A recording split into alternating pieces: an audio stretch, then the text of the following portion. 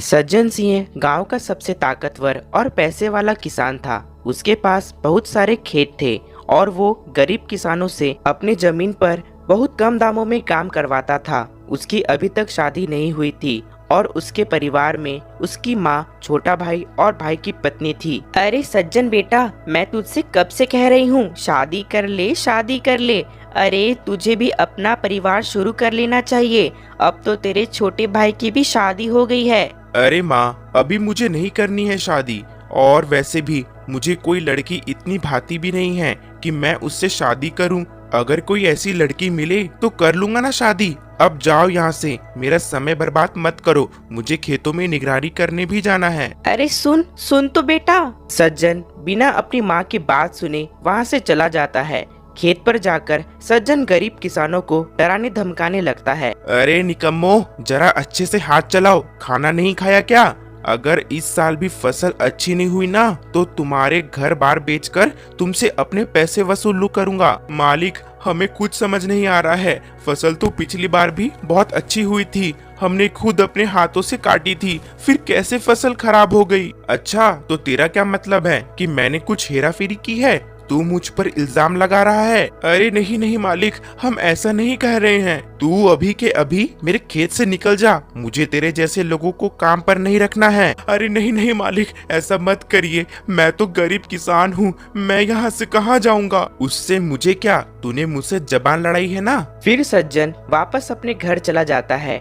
असलियत में तो सज्जन सिंह के खेतों में फसल बहुत अच्छी हुई थी, लेकिन उसने किसानों से झूठ बोला कि फसल खराब हुई है और उन्हें कम पैसे दिए पूछने पर उसने किसानों को खराब फसल दिखा दी और उल्टा उन्हीं पर इल्जाम लगा दिया। अरे बेटा, तुम तो बड़ी जल्दी घर वापस आ गए। चलो कोई बात नहीं, अच्छा किया तू जल्दी आ गया। मुझे तुझसे एक जरूरी बात करनी है। वो मेरी बचपन की सहेली थी ना, विमला, उसने तेरे लिए एक लड़की बताई है और मैंने उसे पसंद भी कर लिया है। वो कल ही घर आ रही है और मैं चाहती हूँ कि तू उससे मिल ले। ओफो माँ, घर आते ही शुरू हो गई तुम। मैं जा रहा हूँ अपने कमरे में, मुझसे बात मत करो तुम। इतना कहकर सज्जन गुस्से में अपने कमरे में चला गया। अगले दिन ही उसके घर पर शीलू आ गई। शीलू वही लड़की थी जिसे उसकी माँ ने पसंद किया था। नमस्ते आंटी जी, कैसी हैं आप? अरे आओ आओ शीलू बेटा, मैं बिल्कुल ठीक हूँ। तुम बताओ, आने में कोई परेशानी तो नहीं हुई ना? नहीं नहीं आंटी जी, मैं तो आराम से आ गई। तभी माँ सज्जन को बुलाती है। चलो सज्जन बेटा, शीलू आ गई है। अब ये सब छोड़ो और जल्दी से मेरे साथ चलो। सज्जन की माँ उसे जबरदस्ती खींचकर शीलू के पास ले जाती है। सज्जन शीलू को देखता है, लेकिन उसे उसमें कुछ खास दिलचस्पी नहीं आती है। जी नमस्ते, मैं शीलू हूँ। और उसकी माँ उन दोनों के लिए चाय लेने को चली जाती है, लेकिन शीलू कुछ ठीक नहीं लग रही थी। वो बार बार यहाँ वहाँ देख रही थी, जैसे कि वो सब पे नजर रख रही हो। उसने धीरे से सज्जन के चाय में कुछ मिला दिया और सज्जन को पता भी नहीं लगा। अरे आप चाय लीजिए ना, आंटी जी ने बड़े प्यार से बनाया है। सज्जन बिना कुछ सोचे समझे चाय पीने लगता है और शीलू इस बात से बहुत खुश हो जाती है। सज्जन सिंह, मेरी तरफ देखो। ना जाने अचानक से क्या होता है कि सज्जन शीलू की तरफ देखने लगता है और उसके हाँ में हाँ मिलाने लगता है। शाबाश, अब जब तुम्हारी माँ आए और तुमसे पूछे कि मैं तुम्हें पसंद आई या नहीं, तो उनसे कहना कि तुम मुझसे जल्द से जल्द शादी करना चाहते हो, ठीक है? तभी वहाँ पर सज्जन की माँ और उसकी छोटी बहू भी वहाँ आ जाती है। अरे वाह, लगता है कि तुम लोग एक दूसरे से बातें कर रहे हो। चलो अच्छी बात है। तो बताओ सज्जन बेटा, तुम्हें शीलू कैसी लगी? मुझे वो बहुत पसंद आई है माँ, और मैं उससे जल्द से जल्द शादी करना चाहता हूँ। सज्जन की बात सुनकर उसकी माँ के साथ साथ सभी लोग हैरान रह जाते हैं। अरे वाह, ये तो कमाल ही हो गया। कल तक तो तू किसी लड़की से मिलना भी नहीं चाहता था और आज तू सीधा शादी करने के लिए तैयार है। लेकिन शीलू बेटा, तुम्हें अपने घर वालों को भी तो बुलाना होगा ना? सज्जन की माँ की बात सुनकर शीलू थोड़ा घबरा जाती है। क्या घर वाले? वो शायद आपको पता नहीं है, मेरा इस दुनिया में कोई भी नहीं है। मैं अकेली हूँ, इसलिए शादी में कोई भी नहीं आएगा। फिर शादी का मुहूर्त एक हफ्ते के बाद का निकलता है और शादी की तैयारी होने लगती है। सज्जन पूरी तरह से शीलू के वश में था और वही कर रहा था जो शीलू कह रही थी। एक रात सबके सोने के बाद शीलू चुपचाप घर से निकलती है और बिना किसी को बताए कहीं जाने लगती है। वो खेतों से पार होकर एक टूटे फूटे घर में आ जाती है और एक चुड़ैल में बदल जाती है। उसके सामने असली शीलू रस्सियों से बंधी होती है। आखिर मैंने तुम्हारा क्या बिगाड़ा है जो तुमने मुझे स्टेशन से सीधा अगवा कर लिया है और यहाँ लाकर बांध दिया? अरे नहीं नहीं, तूने मेरा कुछ नहीं बिगाड़ा है।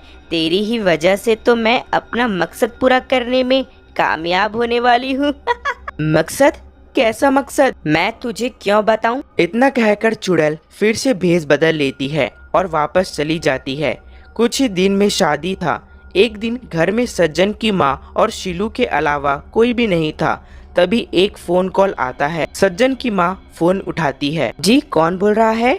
क्या आपकी बेटी? ये आप क्या कह रहे हैं? शीलू है तो यहीं पर। उसने तो कहा था कि वो अनाथ है। फिर आप ये क्या कह रहे हैं? सज्जन की माँ को अब शीलू के ऊपर शक होने लग गया था। वो चुपके से शीलू के कमरे में जाकर देखती है तो वहाँ उसके सामने एक चुड़ैल खड़ी होती है। उसे देखकर डर के मारे सज्जन की माँ चिल्लाने लगती है। चुड़ैल उसे मारने वाली थी कि तभी वहाँ परिवार के सभी लोग वहाँ आ जाते हैं। वहीं खड़े रहो सज्जन, आगे मत बढ़ना। सज्जन चुड़ैल की बात मान लेता है। ये किसी की भी नहीं सुनेगा। ये मेरे वश में है और ये सिर्फ मेरा ही बात सुनेगा।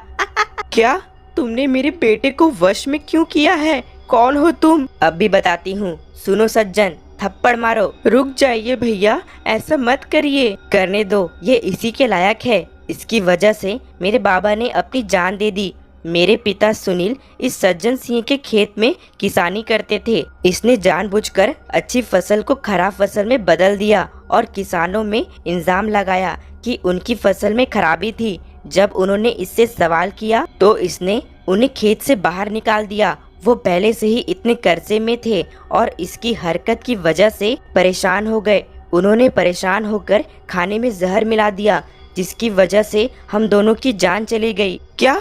नहीं नहीं, मेरा बेटा ऐसा नहीं कर सकता। चुप कर। तो मैं क्या इतना सब कुछ झूठ बोलने के लिए कर रही हूँ? अरे मम्मी जी, इसकी पूरी बात तो सुन लिए। मुझे काला जादू करने आता था। मरने के बाद मैं एक काला जादू करने वाली चुड़ैल में बदल गई और मैंने ये ठान लिया कि मैं इस आदमी से बदला लेकर रहूंगी। देखो, इन्हें मत मारो, इन्हें माफ कर दो। ये तुमसे अपनी गलती की माफी भी मांग लेंगे। क्या सच में? छोटी बहू की बात सुनकर चुड़ैल को उस पर भरोसा होने लगा। ठीक है, मैं अभी इसे पहले जैसा कर देती हूँ, लेकिन अपनी बात का ध्यान रखना। इतना कह के चुड़ैल सज्जन को पहले जैसा कर देती है। अपने सामने चुड़ैल को खड़ा देखकर सज्जन बहुत डर जाता है। अरे बाप रे, ये चुड़ैल! ये उसी किसान की बेटी है जिसे तूने खेतों से बाहर निकलवा दिया था। हाँ बेटा, और उस किसान ने अपनी और इसकी जान ले ली थी, इसलिए ये तुझसे बदला लेने आई है। क्या? नहीं नहीं, मुझे माफ कर दो। मैं जिंदगी में दोबारा ऐसा कभी नहीं करूँगा। मुझे जाने दो, मुझे माफ कर दो। ठीक है, मैं तुझे माफ करने को तैयार हूँ। इतना कहकर चुड़ैल वहाँ से गायब हो जाती है और सभी लोग शीलू को बचा लेते हैं। आपको हमारी यह कहानी कैसी लगी कमेंट कर जरूर बताएं और ऐसी ही मज़ेदार कहानी देखने के लिए हमारे YouTube channel dream Hindi Toons को सब्सक्राइब करें, लाइक करें और शेयर करें। मिलते हैं आपको अगली कहानी के साथ। तब तक के लिए धन्यवाद।